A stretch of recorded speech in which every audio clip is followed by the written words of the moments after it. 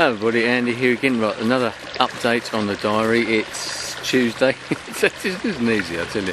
Tuesday, whatever the date, I don't know.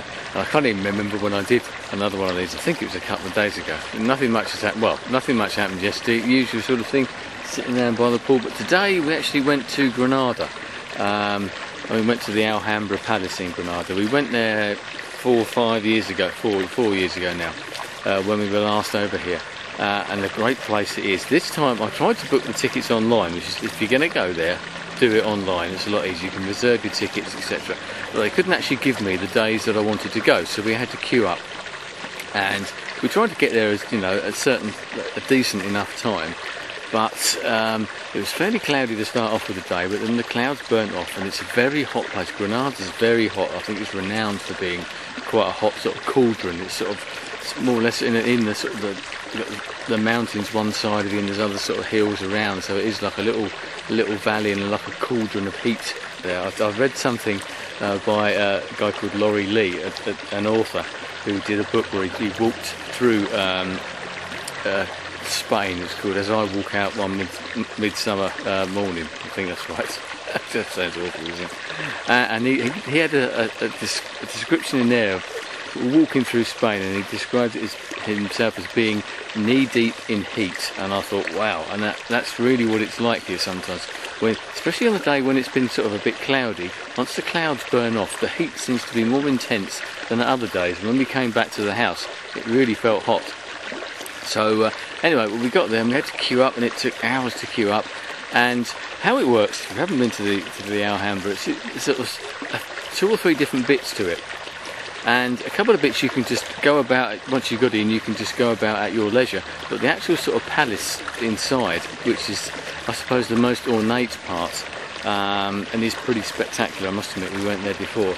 You actually get given a time as to when you're allowed to go in, because they don't want too many people in there at any one time. Fair enough, so they only allow so many people. That's where I tried to get tickets.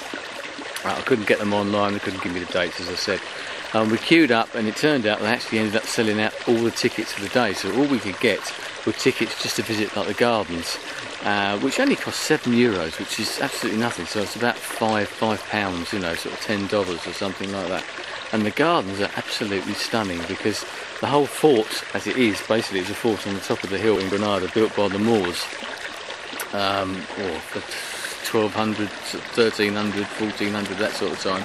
And it was there to sort of protect the city. This is one of the last areas that the Moors held in Andalusia, which is where that name comes, Al-Andalus, as they used to call it, before they were repelled, and in the sort of 1500s, I think it was. And that was sort of that was one of their last strongholds, was actually the Alhambra Palace, I believe. The Alhambra actually means red fort, and funnily enough, look, here I am, I'm sitting there, I don't think you can see that, I'm actually drinking Alhambra beer, which I thought which is funny enough, is done in Granada, among others.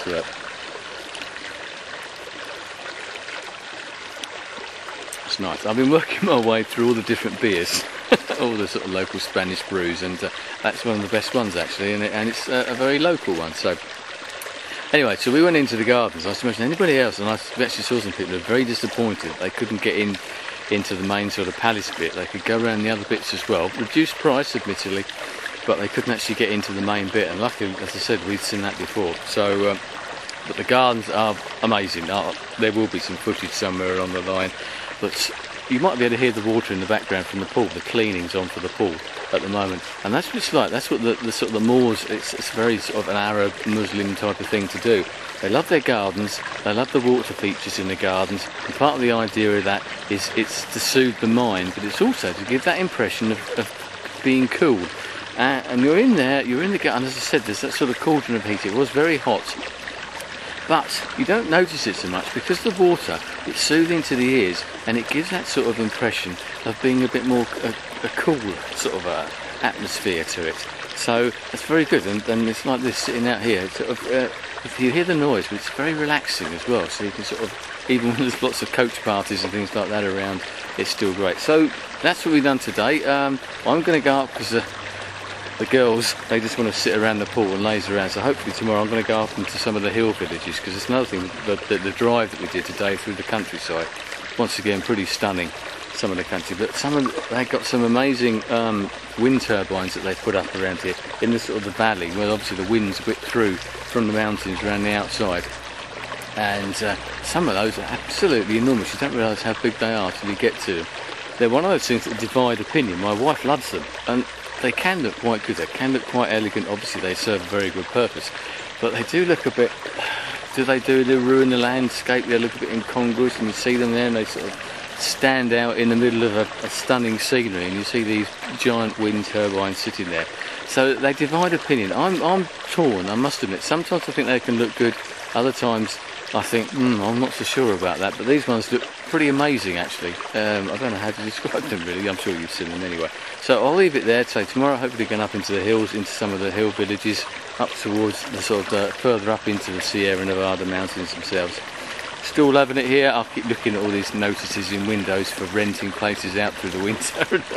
I can't do it, but yeah, you can fantasise. We can think about these things. You look around here with the hills, and the sun's still on the hills, although it's gone away from this particular area, and you think, yeah, this is good. I do like this. Anyway, I'll leave it there for today.